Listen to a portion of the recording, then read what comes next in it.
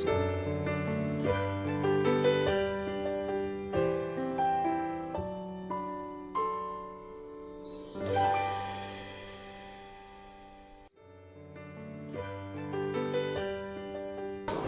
volunteered.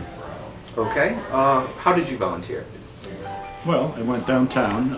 First of all, I was just about to be drafted. My number in the draft was coming up and I knew it.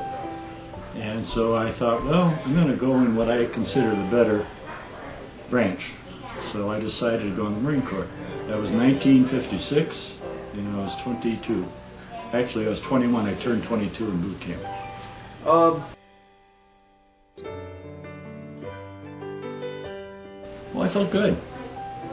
I had had ROTC in high school for 4 years, so I was very accustomed to military procedure and things like that. Even though it was Army ROTC, a lot of it was similar to the Marines.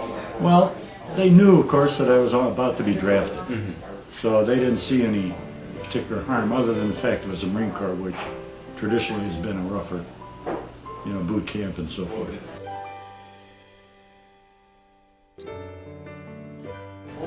Well, this was after Korea, and was before the Vietnam War. What did you think during that time, politically? What I think? Well, of the events going on. Well, at that particular time, it was still the Cold War. President Eisenhower was then president. And of course, everything that was going on was of concern had to do with Russia. Because of the Cold War, Russia was our enemy. And when they sent up Sputnik, I was on duty in headquarters, and we tuned in. We heard the beeps coming from Sputnik, which was something totally unusual at that time. Now,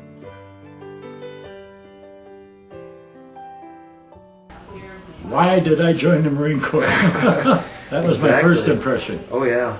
And we had a lot of guys that they couldn't believe what we were going to go through and what we started to go through.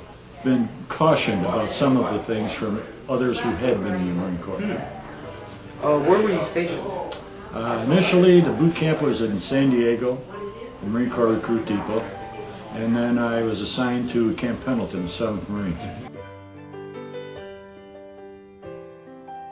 To S1 section of the 7th Marine headquarters, and you're called a clerk, but then I became in charge of the S1 division about half a year before I was discharged.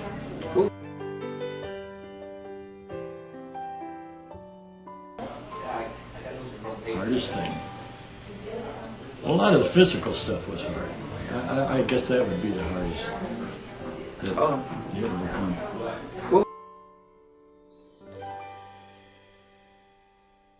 Oh yes, we had several guys who had been in the Korean War.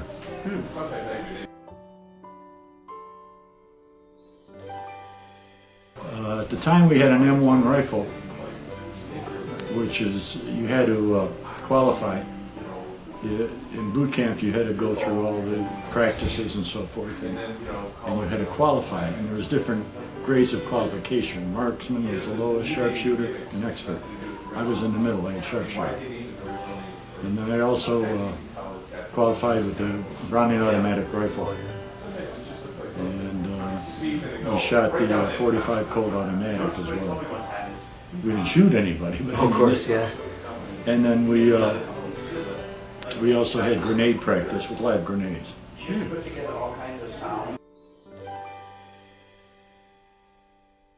Good friends in the Corps, and we used to pal around quite a bit on Liberty, which is when you go off base. Spent the 2 years, and that's what I was in, March of '56 to March of '58.